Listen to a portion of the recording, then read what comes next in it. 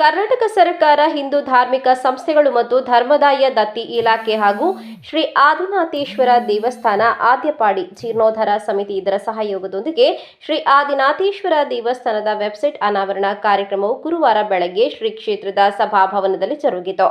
ಕಾರ್ಯಕ್ರಮವನ್ನು ದೀಪ ಬೆಳಗಿಸುವ ಮೂಲಕ ಉದ್ಘಾಟಿಸಲಾಯಿತು.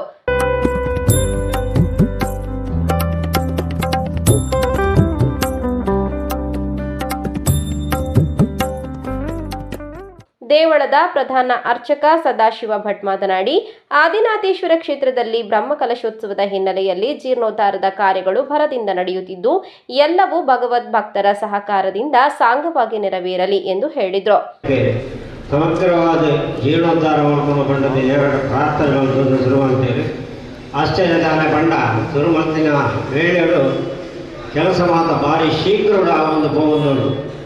ದೇವಸ್ಥಾನಗಳ ಸಾಧಾರಣ ಗೊತ್ತಿಲ್ಲ ಈತ ಶೀಘ್ರಗಳು ಕೆಲಸ ಆ ಜೀರ್ಣೋದ್ಧಾರ ಕೆಲಸ ಆ ಒಂದು ಆತನ ಹೆಂಗೆ ಎಲ್ಲ ನೆಟ್ಟು ಜೀವ ನಡುಗುತ್ತಿಜ್ಜಿ ಭಾರಿ ಒಂದು ವರ್ಷ 5 ತಿಂಗಳು 6 ತಿಂಗಳು ಅರುಣಾತರ 3 ಪ್ರಾರ್ಥನೆ ಹೋಗ್ತದೆ ಕೆಲಸದ ಅಂಚನೆ ಸುಮಾರು 3/4 ವರ್ಷ ಕೆಲಸ ಆಗೋದು ಅಂಚನೆ ಹಣ ಕೆಲಸ ಆವೇರಂಡು ಆ ಕೆಲಸನ ದೇವರೇ ಪೂರ ಬ್ರಹ್ಮಕಲಶದ ಜೀತನ ದಿನ ಮಟ್ಟ ఆయన పొన్నూడు ఆయన సమాప్తి మందుకొందు సుందరమైన జిత్తే గర్భగుడి ದೇವಾಲಯ ಮತ್ತು ನಿರ್ಮಾಣಾಧಿಕಾರ ದೇವರ ಅನುಗ್ರಹಗೊಳಿಸಿಕೊಂಡು ಈ ಸ್ಥಳದ ಮಹಾತ್ಮೆಗೊಂಡ ಆರೋಗ್ಯಕ್ಕೂ ಮುಖ್ಯವಾಯಿತಿ ದೇವರ ಪ್ರಸಾದ ವಾ ಡಾಕ್ಟರ್ಗಳ ಎಲ್ಲ ಸುಮಾರು ಕೆಲವು ಚೀಕು ದೇವರ ಪ್ರಸಾದದ ಸುಮಾರು ದಿನ ಏತೋ ಪ್ರಸಂಗಗಳು ನನಗೆ ಬೈದರೆ.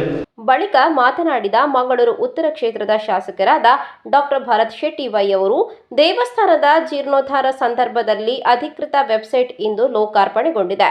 ಕ್ಷೇತ್ರದ ಸಾವಿರಾರು ವರ್ಷದ ಇತಿಹಾಸ, ಕಾರಣಿಕ ವ್ಯವಸ್ಥೆ, ಪೂಜೆ ಮತ್ತು ಇದರ ಸಮಯವನ್ನ ಭಕ್ತರಿಗೆ ತಿಳಿಸುವ ನಿಟ್ಟಿನಲ್ಲಿ ವೆಬ್ಸೈಟ್ ಕಾರ್ಯನಿರ್ವಹಿಸಲಿದೆ. ಇಂದಿನ ಕಾಲಘಟ್ಟದಲ್ಲಿ ಇದು ಅತ್ಯವಶ್ಯಕವೂ ಆಗಿದೆ.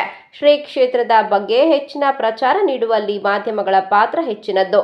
ಕ್ಷೇತ್ರಕ್ಕೆ ಭಕ್ತರು ಆಗಮಿಸಿ ಜೀರ್ಣೋದ್ಧಾರ ಕಾರ್ಯದಲ್ಲಿ ತೊಡಗಿಸಿಕೊಂಡು ದೇವರ ಕೃಪೆಗೆ ಪಾತ್ರರಾಗಿ ಎಂದರು. ಈಗಿನ ಕಾಲಘಟ್ಟದಲ್ಲಿ ನಮ್ಮ ಸಂಸ್ಕೃತಿಯ ಸಾವಿರಾರು ವರ್ಷದ ಇತಿಹಾಸ ಉಳ್ಳಂತ ಒಂದು ದೇವಸ್ಥಾನದ ಬಗ್ಗೆ ಸರಿಯಾದ ಪ್ರಚಾರ ಕೊಡಬೇಕು ಅನ್ನುವಂಥ ಮನಸ್ಥಿತಿಯಿಂದ ನಾವು ಈ ವೆಬ್ಸೈಟ್ ಅನಾವರಣ ಕಾರ್ಯಕ್ರಮವನ್ನು ಇವತ್ತು ಹಮ್ಮಿಕೊಂಡಿದ್ದೇವೆ. ಈ ದೇವಸ್ಥಾನದ ವಿಶೇಷತೆ ಬಗ್ಗೆ ಎಷ್ಟೋ ಜನರಿಗೆ ತಿಳಿದಿದೆ, ಎಷ್ಟೋ ಜನರಿಗೆ ತಿಳಿದಿಲ್ಲ. ಇನ್ನು ಸಹ ಆಸ್ತಮದ ಸಮಸ್ಯೆ ಬಂದಾಗ ಎಷ್ಟೋ ಜನ, ಸಾವಿರಾರು ಜನ ಇಲ್ಲಿ ಬಂದು ಅದಕ್ಕೆ ವ್ಯವಸ್ಥೆಯನ್ನ ಮಾಡಿಕೊಂಡು ಅದರಿಂದ ಮದ್ದನ್ನ ಅಥವಾ ಪ್ರಸಾದವನ್ನು ತೆಗೆದುಕೊಂಡು ಎಷ್ಟೋ ಜನ ಗುಣಮುಖರಾಗಿದ್ದನ್ನ ನಾವು ನೋಡಿದ್ದೇವೆ.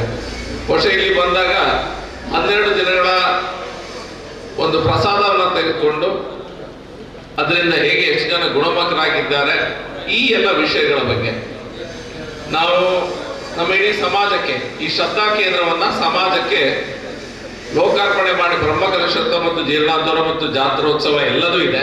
ವರ್ಷ ಮಾರ್ಚ್ 9ರಿಂದ 25 ತನಕ ನಡೆಯುವಂತ ದೊಡ್ಡದಾದ ಕಾರ್ಯಕ್ರಮಗಳ ಸರಮಾಲೆನೇ ಇದೆ. ಆ ಸಮಯದಲ್ಲಿ ಜನರಿಗೆ ಈ ದೇವಸ್ಥಾನದ ಬಗ್ಗೆ ಹೆಚ್ಚಿನ ಮಾಹಿತಿ ಕೊಡಬೇಕೆಂಬ ಉದ್ದೇಶದಿಂದ ಈ ವೆಬ್ಸೈಟ್ ಅನ್ನ ಅನಾವರಣ ಮಾಡಿದ್ದೇವೆ. ಆ ವೆಬ್ಸೈಟ್ ನಲ್ಲಿ ಬಹುಶಃ ಇದರ ಇತಿಹಾಸ, ಸಾವಿರಾರು ವರ್ಷದ ಇತಿಹಾಸ ಇರ್ಬೋದು, ಇಲ್ಲಿಯ ಕಾರಣಿಕತೆ ಇರ್ಬೋದು, ಇಲ್ಲಿಯ ಪೂಜಾ ಪುರಸ್ಕಾರಗಳ ಸಮಯಗಳಿರ್ಬೋದು, ವ್ಯವಸ್ಥೆಗಳಿರ್ಬೋದು, ಯಾವ ರೀತಿಯ ಪೂಜೆಗಳು ಇಲ್ಲಿ ನಡೀತೇವೆ ಅನ್ನುವಂಥ ವಿಷಯ ಇರ್ಬೋದು, ಇದರೆಲ್ಲದರ ಬಗ್ಗೆ ಸಮರ್ಪಕವಾದ ಮಾಹಿತಿಯನ್ನು, ಸಂಪೂರ್ಣವಾದ ಮಾಹಿತಿಯನ್ನು ಕೊಡ್ತಾ ಒಂದು ಯೂಟ್ಯೂಬ್ ಚಾನೆಲ್ ನಾವು ಇಂಟರಾಕ್ಷನ್ ಇರುವುದಿಲ್ಲ. ಅದನ್ನು ನೋಡಿದಾಗ ಇಲ್ಲಿ ದೇವಸ್ಥಾನದ ಏನೆಲ್ಲ ಇರ್ತದೆ ಅನ್ನೋದು ಗೊತ್ತಾಗ್ತದೆ ವಿನ ವೆಬ್ಸೈಟ್ ನಲ್ಲಿ ನಮಗೆ ಇಂಟರಾಕ್ಷನ್ ಇರ್ತದೆ. ಜನರಿಗೆ ಸಹ ಬುಕ್ಕಿಂಗ್ ಮಾಡ್ಲಿಕ್ಕೆ ಆಗ್ತದೆ. ದೇವಸ್ಥಾನದ ಪೂಜೆಗಳನ್ನ ವೆಬ್ಸೈಟ್ ಮೂಲಕನೇ ಬುಕ್ಕಿಂಗ್ ಅನ್ನ ಮಾಡಬಹುದು.